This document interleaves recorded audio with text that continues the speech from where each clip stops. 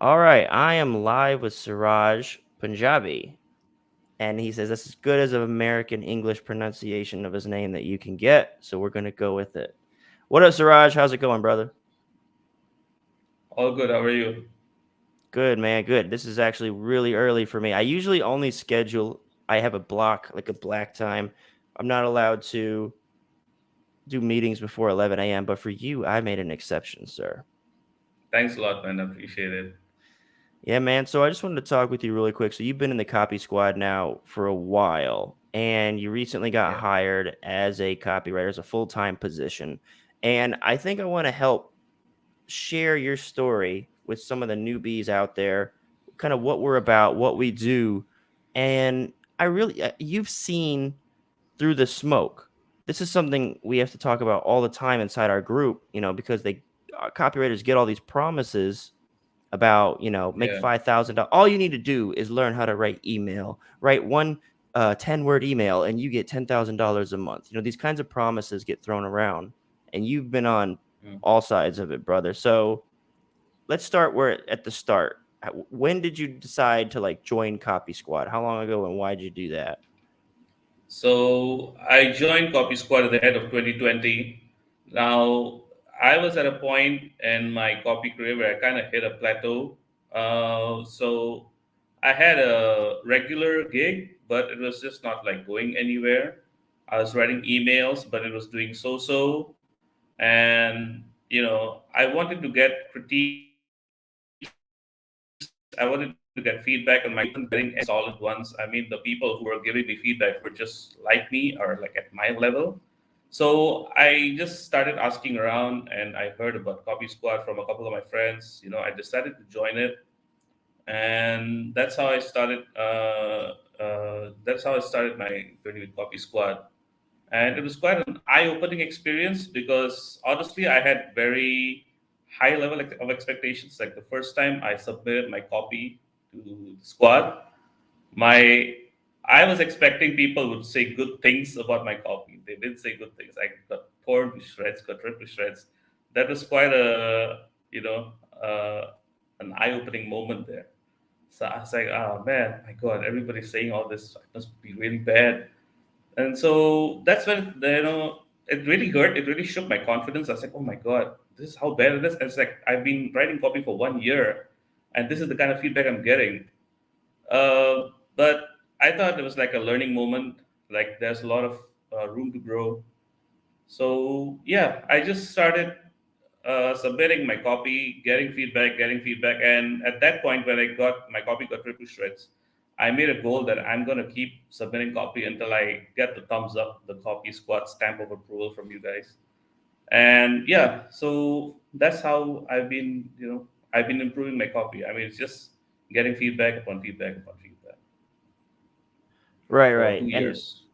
so, what do you say? Have you been in the squad for 2 years now? Has it been that long? Yeah, it's been. I started at the end of 2020, so I think this is already 2 years. Wow. Okay. And in that time, Yeah. I did mention at the beginning that you've now gotten a full time gig as a copywriter now, which is because that's the thing, man. You've gone through the evolutions. You've gone through Yeah. the struggling as a freelancer to like people ask if all we talk about is financial copy inside the copy squad. And Yeah. it's like, have you met Suraj? Like what hasn't Suraj written for at this point, right? Like, I remember like Yeah. those Yeah. those those Jesus sandals of justice or something. Yeah, like that. Like I was like, what are we even talking about today? All right, Yeah.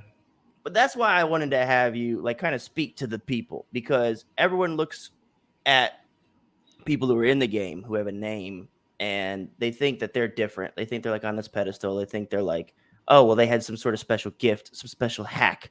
But you went through the ringer, right? So, Yeah. I did. well, you started doing what did you start? Was it law of attraction stuff? Was that the first one? Yeah. So actually, when I started copywriting, my very first gig was in like I got a health supplement email gig for like $30 for 3 emails. I somehow met people, got connected to this guy, and he had a law of attraction offer, and I started writing emails for him for like 2 years or something. So yeah, majority of my work was in the law of attraction, manifestation, that kind of niche. So majority of that was there. Yeah, emails basically, mostly emails, affiliate Yeah. emails. Are you still doing like mostly emails to this day? Right now in this full time, yeah, I'm still doing emails, but I mean it could go as I progress, as I get more comfortable with the gig. I think they will give me more heavy ones like editorials and maybe sales pages. Yeah. Okay, cool.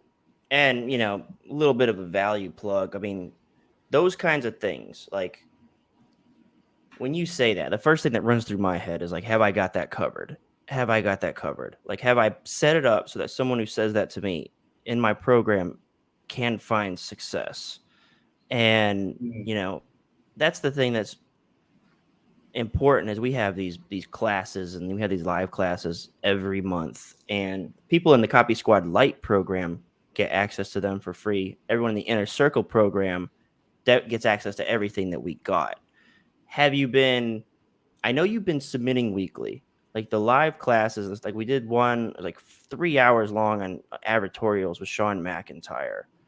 Have these mm, things like we've had like three different, like we had email campaigns where you had how to set up campaigns, how to write them, mm. how to find email topics from sales promotions that you could. So that was I kind of think of you almost as my customer avatar. Like, what are the things that Suraj coming from beginner to intermediate needed help with?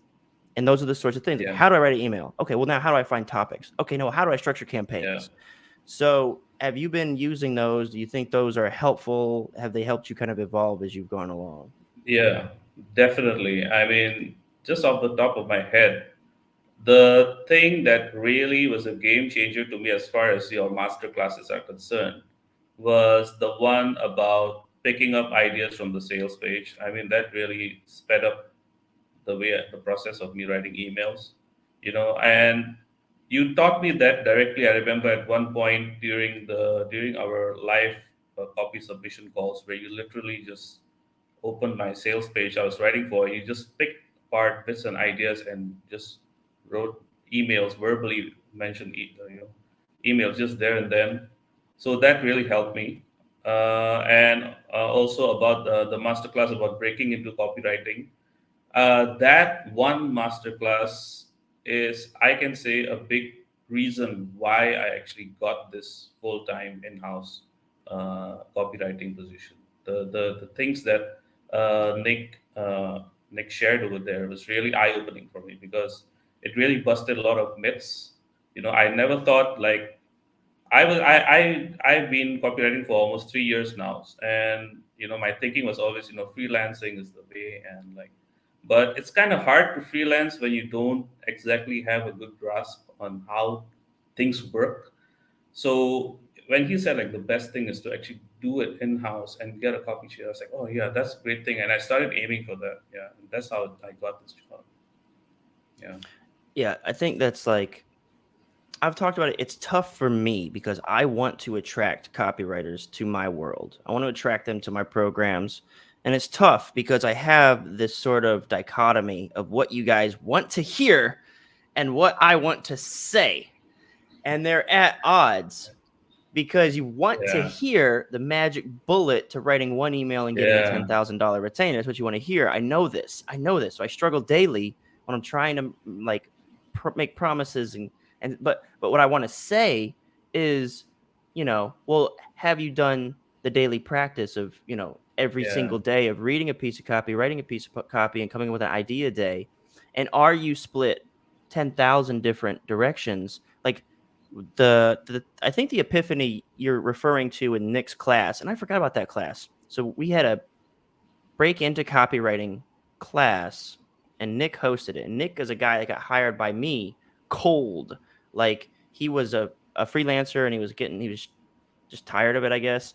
And he didn't have a portfolio. I don't know if that kid finished high school, right? There's all these misconceptions about like what you need to bring to the table. Like you need to have a portfolio, you need to be an A-lister, and you need to have a track record, you need to have a college degree, and all this yeah, stuff that yeah, people think. exactly. But but I did a video on this channel about what copy chiefs really want.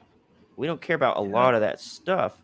But he got hired by So me, and then when I left Wealth Press and started the agency, he went to Investor Place at MarketWise. And for people who don't know, MarketWise is a publicly traded financial publishing company. It's the biggest in the game right now. And he went straight over there and got hired. And he only applied 2 jobs. He applied once with me, and he worked with me for about a year. And then he applied once with somebody else.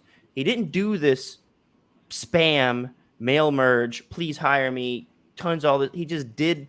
He's like, I want to go work there, and he worked there. And I'll tell people, they'll be like, well, how do you think I should go about getting this job? I was like, have you tried to just go get the job? Like, and the thing about it is what he's preaching. I think this is the epiphany that you had, was that when you enter the freelancing space, you are taking on 2 brand new crafts at the same time, yeah, and you don't really know either of them. The 2 crafts are business management, like prospecting, cold outreach, whatever those sorts of things that you have to yeah, do, because any business has 3 pieces. There's the sales and marketing, which is like the traffic generation, pulling people in. There's mhm, the operations, which is the actual fulfillment of the thing, which is like your skill of copy. And then there's also like the finances and the administration and all that stuff. Like you're doing all that for yourself now. But also, mhm. most of these folks who are just starting and they want to be freelance, they don't know how to write copy. Yeah, They exactly. they don't have a training program. They don't have a Yeah, schedule, a routine, a regimen to improve their copy. They don't know how to do the yeah, fulfillment piece of it. And yeah. You're a one man show basically. and so I think that It's that's what hard.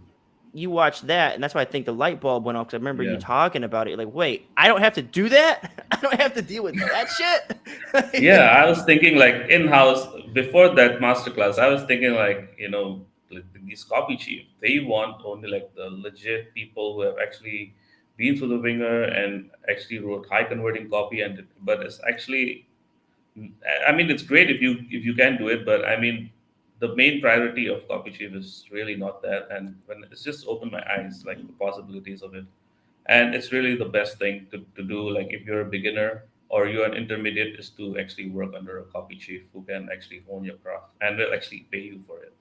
Hmm. Yeah, So I want and to, I want to, it also lifts a lot of burden on my shoulders because now I don't have to spend the whole day trying to find new clients and doing cold outreaches and all that. So I can actually focus on what I actually want to do. So it's great, and I'm getting paid for it, of course. Yeah. that's a great segue to where I wanted to go next with this.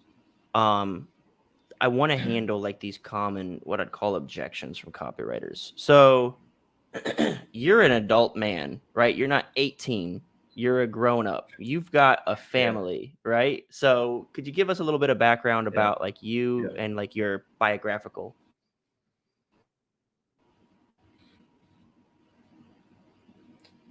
Yeah, so I'm gonna hit 40 next year. I've got family. I'm married, 2 kids, and yeah, and I've been working for the past 15 years as a salesman. This I just wanted to do copywriting as a hobby basically because like there was lockdowns and shutdowns during the pandemic. So and I fell down the rabbit hole and I loved it. I actually love selling. I'm a salesman. So I mean this is like great. So yeah, that I mean it really doesn't matter what age or demographic you are. If you can deliver it, if you got what it takes, you got the right mindset. I mean it's definitely a possibility. Yeah. Hmm. And I think another question that I always get is, I want to know, is English your first language or is it a second language?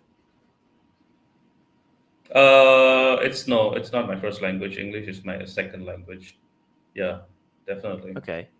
And that, I mean, I'm sure you've seen it, man. Like that question I get more almost than any other question. Like, can I Yeah, be a copywriter? yeah, And to that, I always like, I love that question because I can smash it in a heartbeat. My copy chief, one of the most sellingest copywriters of all yeah, time, Evaldo yeah, Albuquerque, he is English second language. He's Brazilian. mm, He yeah, speaks Portuguese as his primary language, and so mhm, like, and I've seen it. I was reading the Kevin Rogers Escape Velocity Sales. I was looking through that recently, and I was reading it over. And what did he say? There's a line in there. It's like the FAQ section. They have the FAQ like in the middle of the sales letter, which I thought was interesting. But there's a question like, can I do this if English isn't my first language? And the answer in there, which I thought was a good answer, was like, well, if English is your second language, then you're almost going to be forced to write more simple, where people who are native speakers, Yeah, and I've seen this, they complicate it. They're too comfortable with the language, and they write at like a 11th grade level when you need to be writing at like a fourth grade level, you know? And yeah, I think there's some truth to that. And so I don't, it's a weird thing to, because like on one hand, I don't want to demean anyone's verbal abilities or verbal acuity, but I think there's some truth to it that you might come from a more, you might approach it from a more, I don't want to say like elementary, because it's not demeaning. It's just like, we're talking about the Kincaid score. We're talking about like just lower level vocabulary that's easier for the yeah. reader to glide through. And it, so Hmm. I'll put it this way. There's this guy, Jocko Willink. He's a Navy SEAL. Have you ever read any of his books or watched podcasts or anything like that? No, not yet. Okay, so Jocko Willink is a former Navy SEAL, has a podcast, a bunch of businesses. He has a consulting business. His book, check out his book, is Extreme Ownership. Joe Schriefer at Agora Financial, he put that book in front of everybody when we got hired. He's like, read this book. And one of the things that he talks about is if something bad happens or if he has a disadvantage, he says the word good and he comes up with a reason why it is good. So if his leg gets blown off by a mortar, he says, good, my other leg's still super strong. Like, so, I feel like Yeah, that's sort of the mindset you want to adapt with this question is yeah, like, well, is English my definitely. second language? Yeah, good. Now I can write basic vocabulary. I don't have to struggle with the whole writing at a high grade level like Yeah, Neil deGrasse Tyson or like I'm gonna be like a yeah. normal dude speaking normal I think regular if you English. have your English is your second language, I have a couple of friends actually who had this problem, and actually they got this feedback that your English is like it's not exactly according to our culture. So I think it's important to actually understand how the culture speaks. Like majority of your clients is like if they speak American English. They have to be comfortable with all the sayings and the idioms and the phrases. So yeah, that's an important part. But as long as you are familiar with that, you're good to go. It's not necessary that you have to have a native level English. Definitely. Yeah. And you're like, just for the record, you're not based in the United States, right?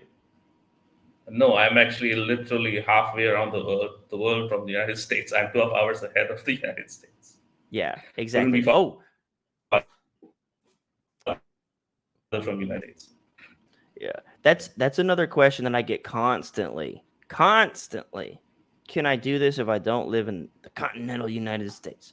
Right, like Yeah. yeah. What's two things I guess I'd say. Like, the my answer is the skill is valuable, eh, period, Yeah. wherever you can Definitely. get it. So what's your Yeah. your experience, because you've had to deal with that since you started, because you've always been outside the US, and so like Yeah. you obviously can't use that excuse. What was that like for you? No. Um, for me, it's never been more of an issue. It's kind of like a requirement if you want to go full time in house. They need you. They tend to need you to be in office hours, but it's never been a problem for me because as long as my copy delivers, it really doesn't matter.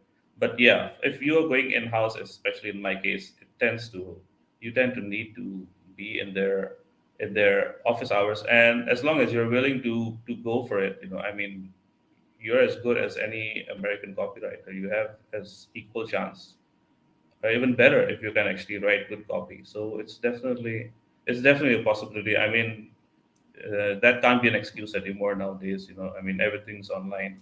If you can be available for them, they're willing to give you the chances. Definitely. Yeah. So Yeah. the long and short is you you have to be virtually present. So like you have to work, like you Yeah. work Yeah. weird hours, right? Like you work through the whole night because you're on the other I side do. of the planet. Yeah. Exactly. Yeah, so it's like 9 a.m. to 5 p.m. their time. So for me, it's like 9 p.m. to 5 a.m.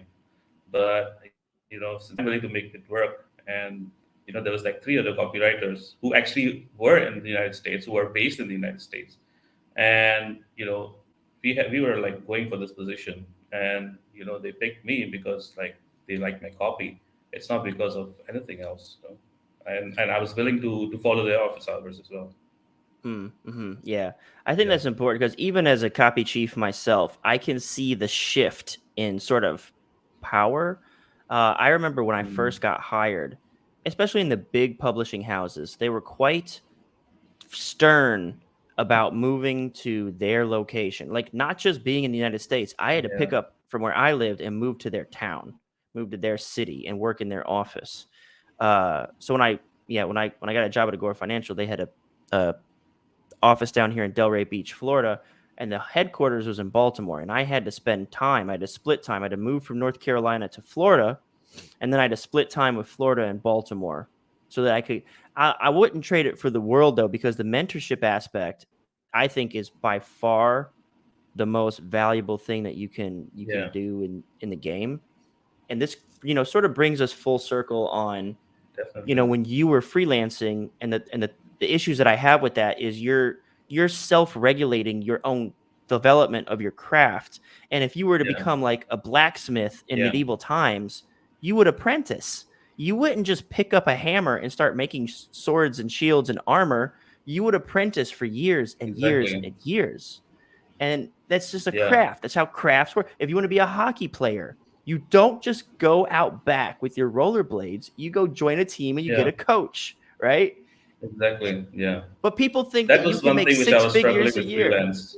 Yeah, go Definitely. That ahead. was one thing which I was struggling as a freelance because like I was working with my client and it was great. I got like consistent gigs and all, but I wasn't getting any feedback. Nobody was chiefing my copy, and that is why I hit a plateau. I couldn't improve anywhere. So this is the reason. This is another advantage. Like if you go in house, it's like you're getting paid for it, and you're getting good at it. They literally pay you to get good at it, and it's consistent. So I mean, it's a really amazing opportunity. You can actually go in house. Definitely.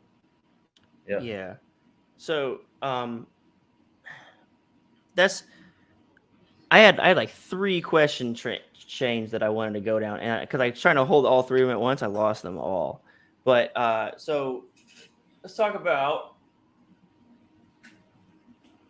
the mentorship side of it, right? Like someone like here's a good way to segue into this. Someone asked a question here, and I want you to answer this, Suraj. See, I'm interested to know Mhm. what you think. It says, how much time do All you right. think it takes to actually become a decent copywriter from scratch?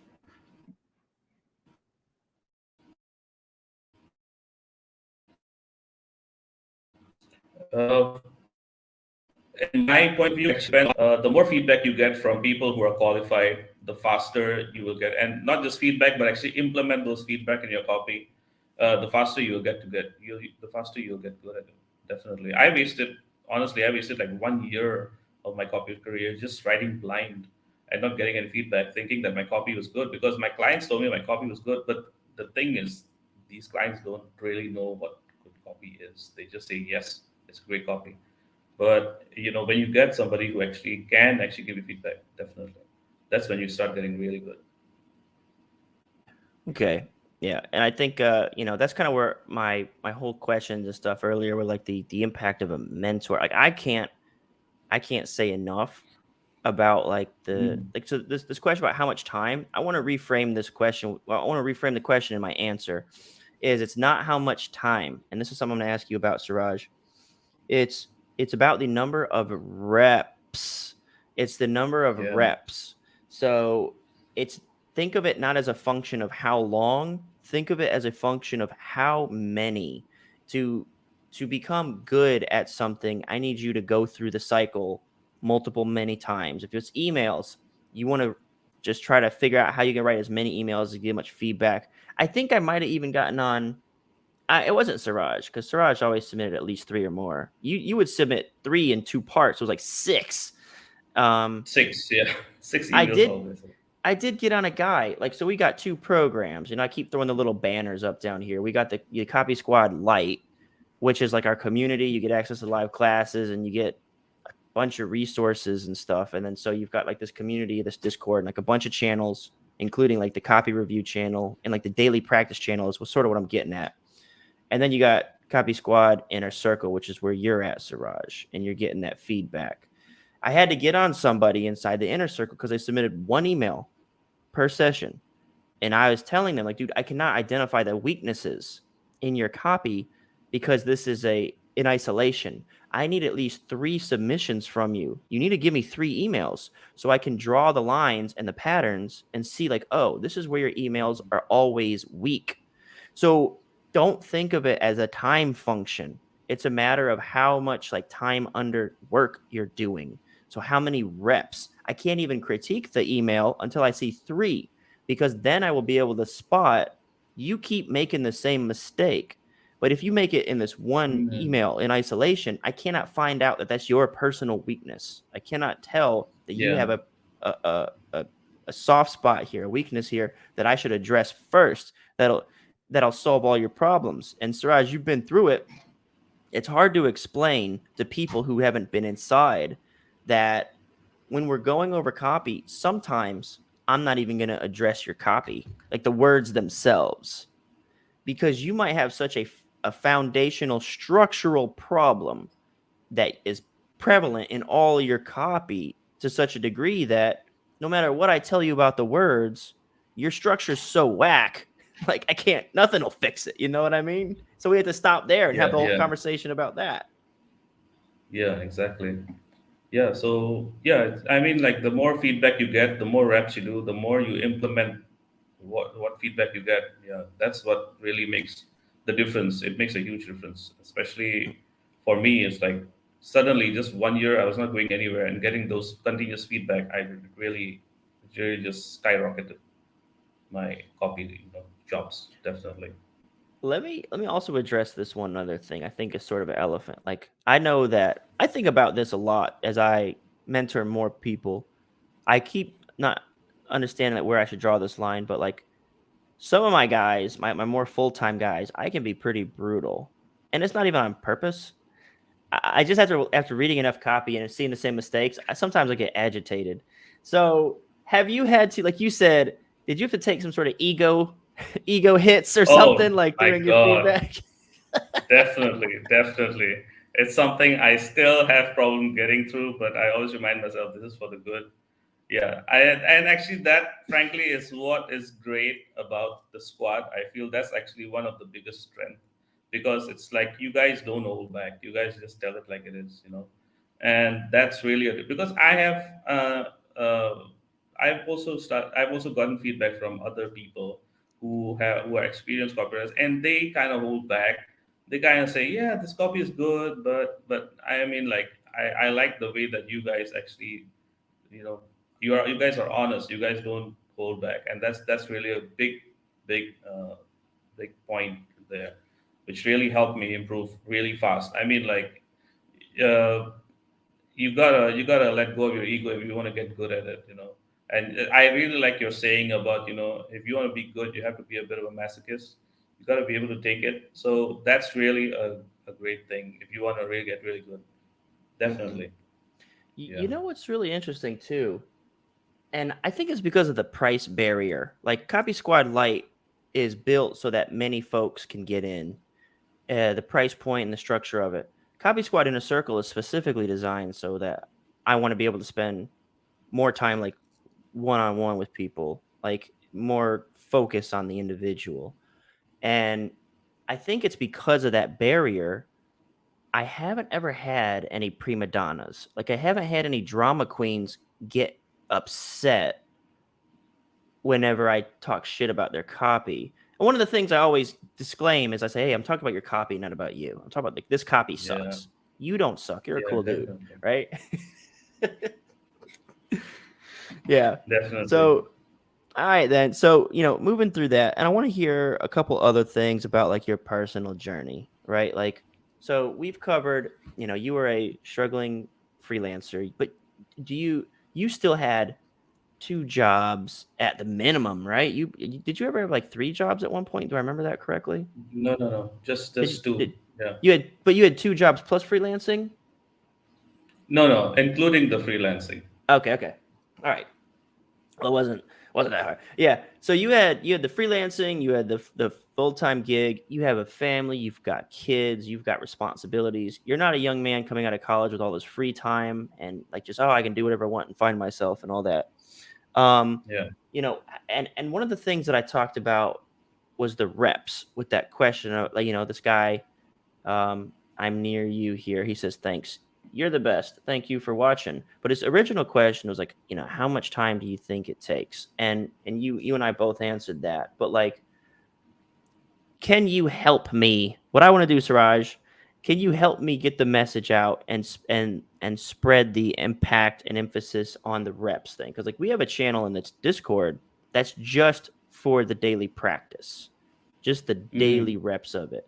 Like, could you tell? Yeah. Do you have any personal experience of like, wow, just doing the daily reps is actually I can see the development. Like, can you be a Yeah. commercial for that idealism?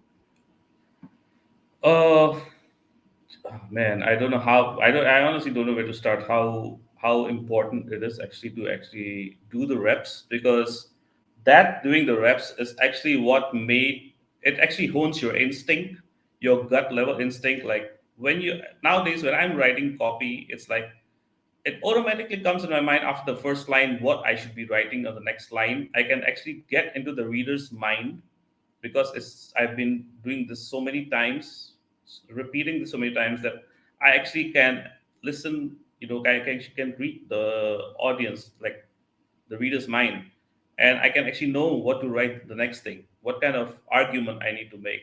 It just comes kind of like naturally after so many, uh, you know, wrist slapping, getting critiques. Don't do this, don't do that.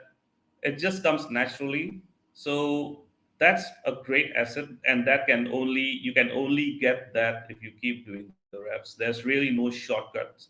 The reps is the shortcut, to be honest. The rep is the shortcut. There's really no other shortcuts to it.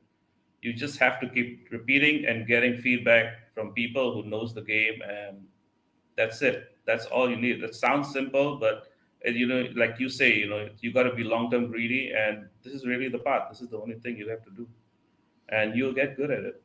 Yeah, definitely. That's the fastest way. It depends on how much you implement the reps. Definitely. Hmm. I like that because like it's the fastest way. It's Yeah. like going slow to go fast. Like Yeah. Exactly. you've seen me. I think you've been in the call when I had to like basically like when we were on the inner circle call and I had to tell a guy, like I know this question so well now because I always get it. It's like, yeah, but what else? That's the question. It's like, okay, so I read a piece of copy, I wrote a piece of copy, came up with an idea. Now what else? And it's like, no, what else? That's it. And people are like, wait, That's but it. what Yeah. about what other books should I read? What other this should I do? What other this? And it's like, I'm telling you, like Yeah. there people ask like, well, how do I get better faster? And I'm like, well, you could have read multiple pieces of copy and written multiple pieces of copy and came up with multiple ideas. But I'm telling you, Yeah. I have given you the secret sauce. All you got to do now is put in reps, reps, reps, Yeah. Exactly. reps. And Yeah. it's a slow feeling process that one day you sort of look at your copy like you're describing and you go, Yeah. oh, like I remember Yeah. your early days. This was a phase that we had to go through with you. I call it the awareness phase. Yeah. So, Yeah. like conscious competence, unconscious competence, unconscious uncompetence, that square, that you know what that is? No, not familiar with it. I wonder, I'm going to find an image of it really quick just so I can have like conscious. I'm going to explain it too because it's important for like people who are trying to learn something. All right. So I'm going to steal this off Google real quick. The 4 stages of competence. Okay. I'm I'm not sure how close to what I want to say this actually is going to be. So we're going to give it a shot. We're going to share screen and I'm going to walk through this really quick. This is really important. Share. And I need to share this and get this out of here. So you should be seeing, yes. Okay, so on the far right here, it says unconscious incompetence, unconscious competence, conscious competence. Okay, so what this means is you're unaware that you Oh suck. yeah. That's what Definitely. unconscious incompetence. Yeah. Unaware. you suck.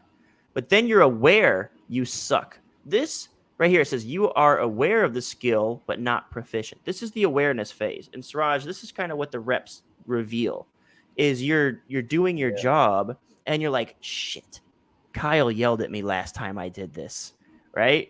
Like that you're doing it again. That's something like nowadays. If I keep writing emails, your voice is in my head telling, "No, this is not supposed to be like this. No, this." It just comes in my head. Yeah, after Yeah, so so many but the reps. and this is the thing, this is where I feel like I pat myself on the back as a copy chief and I say you're a really good copy chief because most copy chiefs they stop here and they say that sucks and they leave the writer Mm, alone to figure it out. They don't have the solution. So yeah, then the next thing is like conscious competence. This is where I'm laying down the milliganisms in your head. When I say things like, do the least, or I say things like this is what do you want to call that? Poor man's intrigue, all that stuff, right? Then hmm, you're hearing those things in your head and like, okay, what is this? Does this feel like poor man's? Is it? And you're trying to analyze the yeah, rule and you're trying to put it into action. But then you reach a level like yeah, Rodney and Nick and like the guys who have been around for years and you get competence, you understand, and it's unconscious. And when it's unconscious, Rodney will say something like you just it's just like it's just in your bones, like you just sort of get it. It finally exactly. Yeah, like clicks for you. yeah, definitely. Yeah, And the thing is, that's man, really true. you can only navigate these steps. There's only one way to do Yeah, it, and that is actual reps. actual reps and getting the feedback from people who actually knows what to do, what they're doing, and actually implementing it all the time. It's just you just keep doing it, and you'll definitely get better. Of course. Yeah. So It's kind of like yeah, going to the gym. You got to keep doing reps, and you got to get a coach and all. That's how you get your body ripped. It's the same thing with your copy. It's like a muscle you got to train. yeah, and it's a tired analogy. The whole go to the gym. I think it's it's the analogy and comparison everyone uses for everything, but it's the most true to life. Like here's Yeah. you know what we might have an epiphany coming on. So it's like most true to life because it removes your ability to intellectualize it. Okay, the gym Mm. analogy removes your brain's ability to intellectualize it and make it logical because the gym is you put in the reps, the muscles grow, Yeah. right? And it's just as straightforward. You don't need to sit down and discuss hypertrophy, right? You don't need to discuss like protein or like the tearing of Yeah. muscle fibers, the blood flow, lactic acid. You don't need to talk about that. You go to the gym, you put in the reps, your muscles grow. Yeah. Everything else, especially like a craft like copy, you sit around and you start thinking hacks. And essentially, what that would look like are Mm. branch chain amino acids or steroids or some sort of performance enhancing drug or something like that. But the thing is, steroids actually work. But there are things like branch chain amino acids and all these other sort of little gimmicks and vitamins and all this other crap that you can do. And it's like, do they really work? Or is it like a placebo? Or like, do you really just get the impact from? At the end of the day, it starts from doing the reps, right? Yeah. Exactly. If you even you use them, but you don't do your reps, it's still useless. You Mm, still need to. That's what matters the most. Doing the reps. mm-hmm. Yeah. So we got about, I want to make sure you go to work on time and everything. We got a couple minutes left. I think one of the last Yeah. few things, we got some questions. Let me see if, um, let's see. I'm just gonna check these out really quick. What do you think the best way to create a piece of copy? It's by rating ASAP and correcting or taking your time. Um, so I'll tell you the little expression that we use. Abraham Lincoln said, if you give me 6 hours to chop down a tree, I'll spend the first five Mm. sharpening the axe. We actually don't spend a lot of time writing, relatively. The Yeah. time is spent in like finding threads. If you're writing emails, finding threads that you want to write about from your sales page, coming up with angles, understanding your market, the product, all that stuff. Like that all comes first. And then you sort of zip out. Because like Suraj is saying, once you understand the format in your head, you're really just looking for information to plug in. You're not Yeah. actually being creative with the writing. Does that make No. sense, Raj? Does that make sense? Yeah, definitely. It's like, there's a saying, I think it was Eugene Schwartz, like copy is not written, it's assembled. So it really depends on the amount of research. As far as during my experience is, the more research you do, the better your copy will be. The more you know your audience, the more you know their pain points and everything. It's just more research. And once you do your research, the copy actually comes pretty easily. The writing comes easily. It's like an 80-20 thing. 80% is the research, 20% is the writing. Yeah. Indeed. And that's another Milliganism, like one of the pieces of feedback I'll leave that'll baffle most beginner copywriters is I'll say something like, stop writing copy. That's one of the Yeah. ones, or I'll say the words, you wrote this, because I can Mm. tell they abandoned their research and they started writing some flowery bullshit.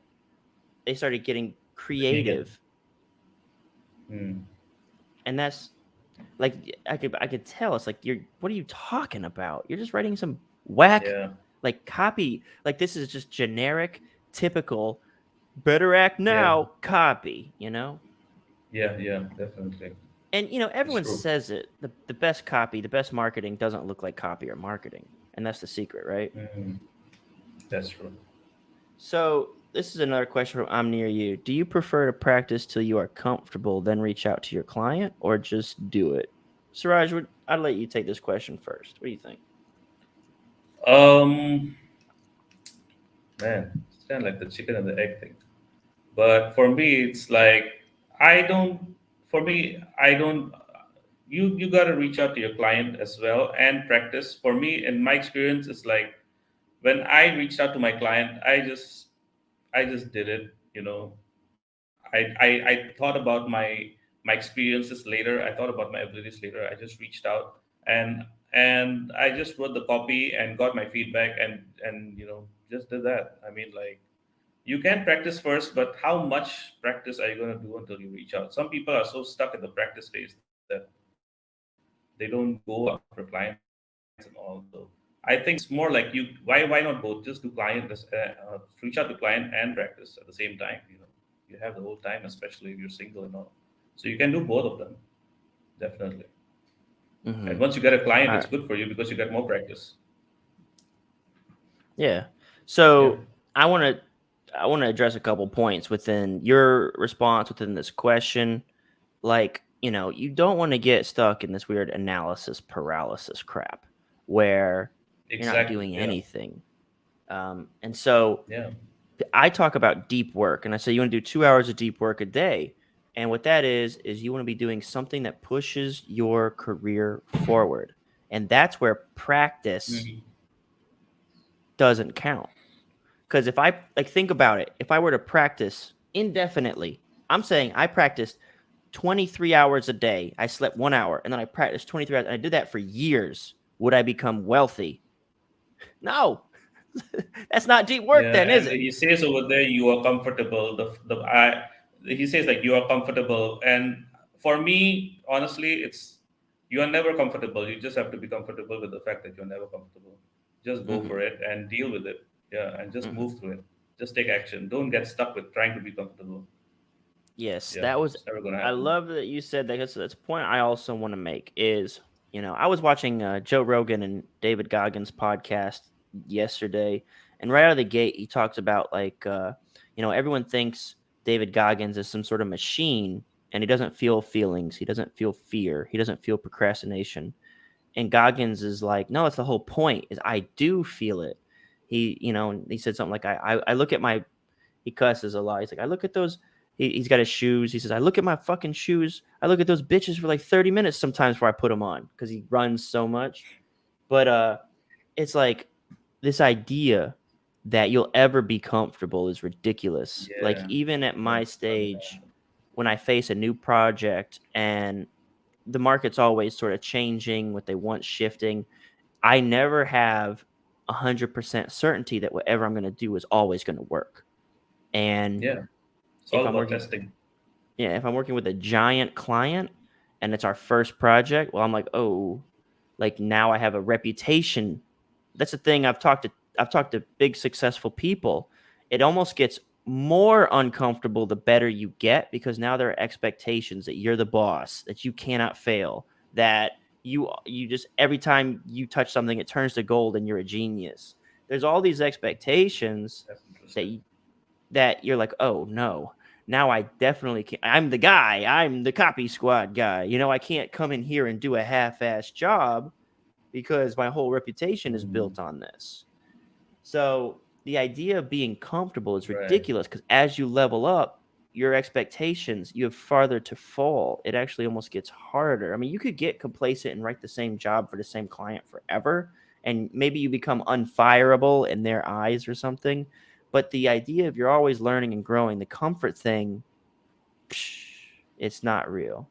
Um, You actually bring up a good point about being comfortable with the client. That's something which actually happened to me. I was like being comfortable with them for like a year, and I didn't grow. I think it's actually for me. And now that you said it, I think it's actually a requirement for you not to be comfortable if you want to grow. I mean, growth is not comfortable at all. Yeah. Yeah, absolutely. And then there was another piece that I wanted to talk about here. So we talked about deep work. Like, practice doesn't move your career forward. Only deep work can move your career forward. New value for basically a client, or if you're selling your own offer. You have to be creating something. And I say, spend about 2 hours a day doing something like that. You can do the rest of your day doing all the shallow work stuff, admin stuff, any other practice or reading that you want to do, but you should be in some sort of creative element for about 2 hours a day, pushing your career forward. And the last and final thing, like with this whole thing, like comfortability and practice, is the last part is reach out to the client. So what I really argue is a harder argument, but it's about building the credibility, and your reach out becomes so much chiller. Like when I reach out now, it's like, Mhm. hey, I have availability. That's my reach out. I'll send an email to someone in my space, someone in the financial publishing world, a publisher or a copy chief, and I'll say, hey, my writer A is going to be freeing up on, January 7th. That's how I reach out to the client. And they say, like, hey, could you write something for this or this or this or this product? And then I say, we'll take that one. Right. So what I'm saying there is, like, this, you want to shift the dynamic that it's assumed that you're the boss, like you're an asset and you're valuable, and that does take time. Like, again, like, there's always the imposter syndrome, the uncomfortability, but your end goal is a craft goal, where if you're just really solid at the craft, and I'm saying just be solid, be consistent. Yeah. You don't have to be the greatest. You just have a good competency of the craft, and then you can come in as a professional, is ultimately what you want to do. And it's funny because I just read this book. Do you know who Dan Bilzerian is, Siraj? Yeah, I know who he is. All right, so The he just wrote Instagram a guy. memoir. Yeah, he's an Yeah. Instagram guy, and he's like he's like the new Hugh Hefner, right? He's like the new Hugh Hefner. Mm. And he wrote a memoir called The Setup. And it's a big book, but I read it over Christmas break. I was sitting at my granny's and just kind of sitting there on my phone, just reading Kindle the whole time because, chilling at home in the sticks in North Carolina where I used to live. And the book was crazy. It's called The Setup. And really, what he's referring to is being credible. Like, the reason he was able to get into poker games is because he had a reputation as a poker player, that he was a rich hedge fund, trust fund baby, and had a lot of money to take. So people wanted to invite him and try to take his money, and then he would come in and beat the bad players. And then, like, as you're reading the book, it's all about the setup, the credibility. The reason he now is this, like, infamous playboy on Instagram with a gazillion naked girls around him at all times is because he had sort of developed a reputation and credibility as that guy, as the guy that gets Yeah. girls. And he talks about it at the beginning of the book. Like, he had this one girlfriend that he really liked that he couldn't get the time of day. And I think he was like friend zoned or something like that. And then, like, you know, so it's not who he actually was, but it was who he was able to cultivate the image as. And once, I mean, we see this all Mm. the time in marketing, people who just like cultivate an image and don't have a success or track record and to back it. We Right. see that that's bad. Yeah. But ultimately, what I'm Yeah. trying to scream is the credibility aspect of this. So, break it. Do you prefer to practice? So think about practice, think about deep work and understanding where they both fit. And then they say, till you are comfortable, think about what you mean by comfort. You think you're ever going to walk in the door Yeah. and know exactly what to do? No. No. Like you're going to have a framework. You're going to have best practices that you'll operate from. That's what I try to instill in Yeah. people like Suraj inside a Copy Squad Inner Circle, is I try to give them, hey man, you fall back to your training. You don't rise to the occasion. Yeah. You fall back to your training. So I'm near you. I'm near you. Do you have a foundation of a framework of how to operate in in a certain given situation, that whenever Yeah. shit hits the Exactly. fan or you don't know what to do, you say, well, okay, what are my rules? Inside your Yeah. body copy sections, like objection, claim, proof, benefit. Do you have a framework for the lead? So, like, Yeah. I've got a whole program. It's called 7 Pages to 7 Figures. And it's just Mm. about writing the lead. Because, in my opinion, if you can write the lead and do it properly, you have that emotional buy in. Now, all you got to do is Yeah. you know, smash some objections, you know? And I think Yeah. I'll throw a little True. banner up for that. So, Copy Squad, let me write this down. CopySquad.net/7 pages. That's a kind of a pricey program, but it's just simply about getting that emotional buy-in in the lead so that you can sell them pretty much whatever you want. Um, so yeah, you don't rise to the occasion. That's what you're describing when you talk about comfort. Like you don't Yeah. have the comfort and say, okay, well, like now I feel appropriately equipped to do this, and I'm gonna go in there and I'm gonna do it. Yeah. What you do is you jump in and like, oh shit, and then when that happens, you have all these rules, guidelines, templates, Yeah. philosophies, frameworks that you say, Exactly. okay, I'm gonna fall back to this. And this is what we're talking about with Exactly. Siraj, moving through the True. unconscious incompetent to conscious Yeah. incompetent to to and then circling up to conscious competence. So Right. uh yeah, so I hope that answers a really long, but I'm telling you, like, these questions, they want a black and white answer, but really what it is your Yeah. framework generally when you ask these questions is wrong. Your mind is asking the wrong question. You're asking for a question. The answer would be, it's like when I talk about, I can't adjust some of Siraj's copy at the beginning. First, we have to talk about, like, your framework is so broken, like your structure of your Yeah. emails. When we went through the phase where you were just saying, like, you were all right. I'll go through the many phases, Siraj, really quick, and I know you got to go, so I don't want to keep you all My day. biggest problem was writing about everything in one bloody email. And I had a Yes, problem like, yeah, keeping with one big idea. That was something that I struggled for a very long time. So that was really once I got it, once I had an idea of what it is, it became much easier. And yes, about being comfortable, like you enter, like honestly, I enter my in-house gig. I don't know what I'm gonna do. I don't know. I just fall back. Like you said, I just fall back on my experience. Like if they tell me to write an email, I just fall back on my experience, whatever I learned, and I just deliver based on that mm-hmm, yeah, because that's the only thing you can. And then that's just it. Yeah. yeah, and so you started, you were summarizing the whole sales letter in your email. You had like 15 different threads running. Oh yeah, Uh, yeah, you would summarize the whole promotion in one email, and then you started this weird sort of narrative. Amanda was walking down the street when she saw like a penny on heads or something, and she bent over to pick it up and discovered an ancient Egyptian secret, right? Like, yeah, remember like the case study emails? Like, it was kind of weird. yeah, And what we had to do is yeah, sort of whittle it down to like, well, wait, the penny. What about the penny is unique and interesting? Talk about the penny. Like, don't talk about anything else. exactly. And Mm. your emails, man, used to be books. They were like 200, 300 word emails. And we had to get you down to like, like, hey, man, you could do all this in Yeah, 110 words easy. right, exactly. that was like the biggest what is it? The biggest game changer was when you actually pointed out to me that I was you went through the sales page and you said, it looks like you are summarizing the whole thing. And I was like, you're not supposed to do that. I thought that was what you were supposed to do, the emails. And you're like, no, you just go through the sales letter and find just one chunk and you just write on it. It's like, oh my god, yeah, that was like really a big aha moment for me there. What was that line? I've seen you post it like on Facebook or other places. There's one line that I gave you or something that you, Yeah, just take one big idea and stretch that bitch to 150 words. yeah. Take one idea, like, yeah, the penny, and stretch that bitch to 150 words. Like, yeah, how can I talk about this penny for 150 words? That's the secret.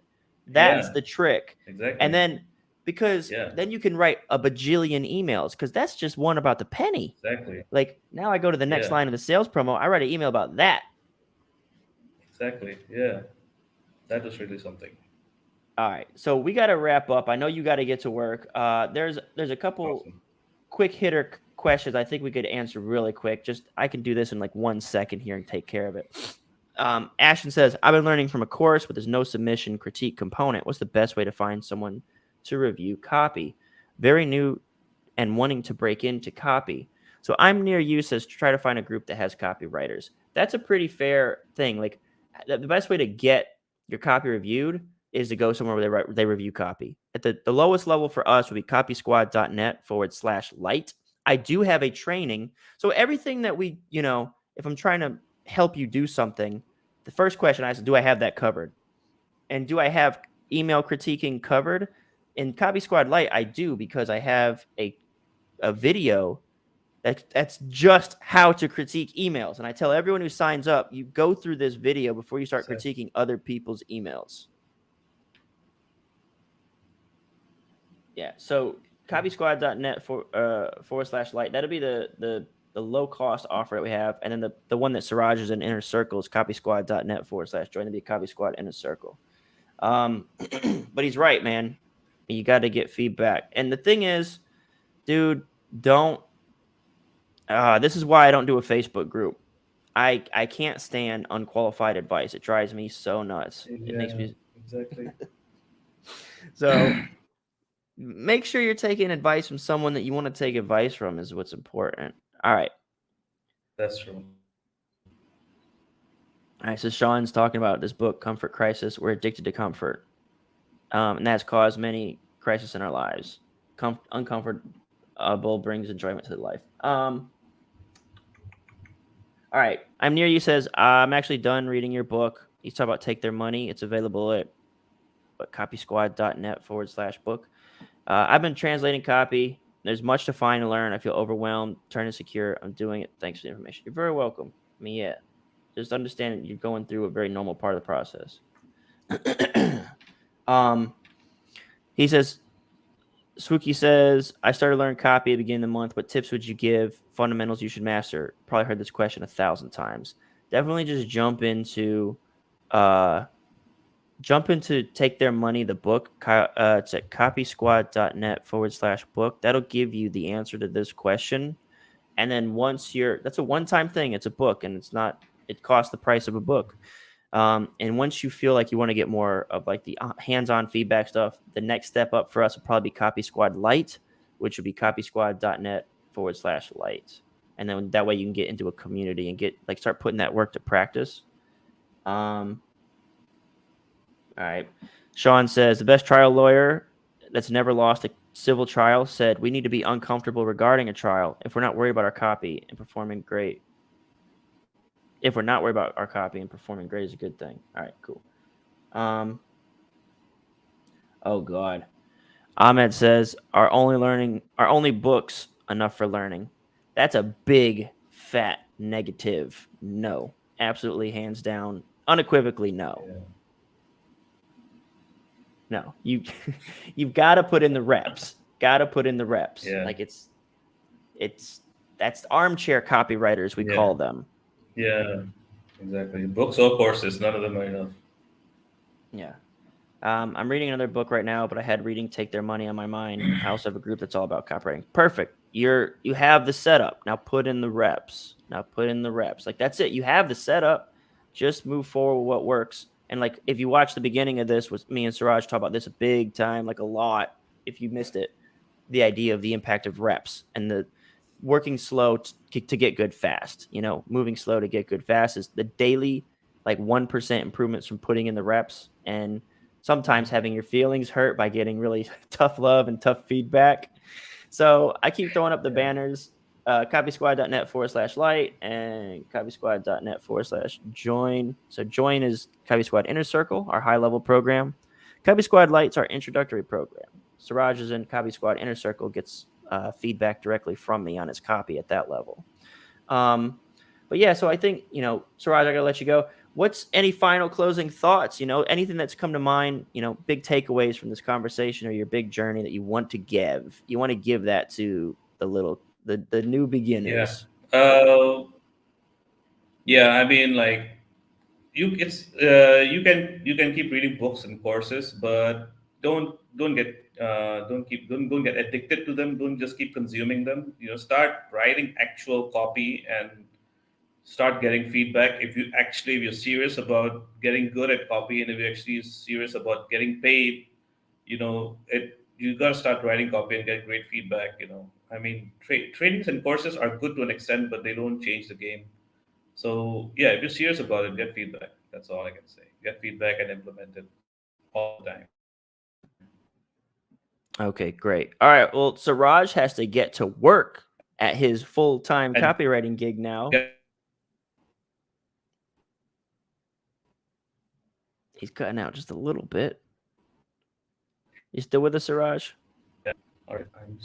Yep. I'm here. Okay, yeah. So I was gonna say, like, yeah, Suraj has to get to work at his full-time copywriting gig. He's a big, successful copywriter now. So we have to let him go. I want to say thanks very much, Suraj, for doing this, for sharing your experience. I feel Thank like you. you're such a great case study because you have all the elements that a lot of people use as excuses. You're not in the United States. English is not your first Yeah. language. You have a family. You have responsibilities. You're not an 18-year-old kid in college with all this free time. You've done all that, and Yeah. still, and you went through the rigmarole and hassle of trying the freelance thing, and still, you keep persevering and you Yeah. keep moving forward in your career. And I think people need to hear your story. Thank you. Thank you for All the right. opportunity. Yep. Thank you very much. Thank you for being a part of the Copy Squad Inner Circle. And for anyone else, copysquad.net/light for Copy Squad Light, copysquad.net/join for the Inner Circle. Thanks so much for tuning in. I hope everyone got something out of this. Thanks, Suraj. Until next time, peace out, Copy Squad. You want to say it? You want to say it, Suraj? Peace out, Copy Squad. Thanks, man. Thank you.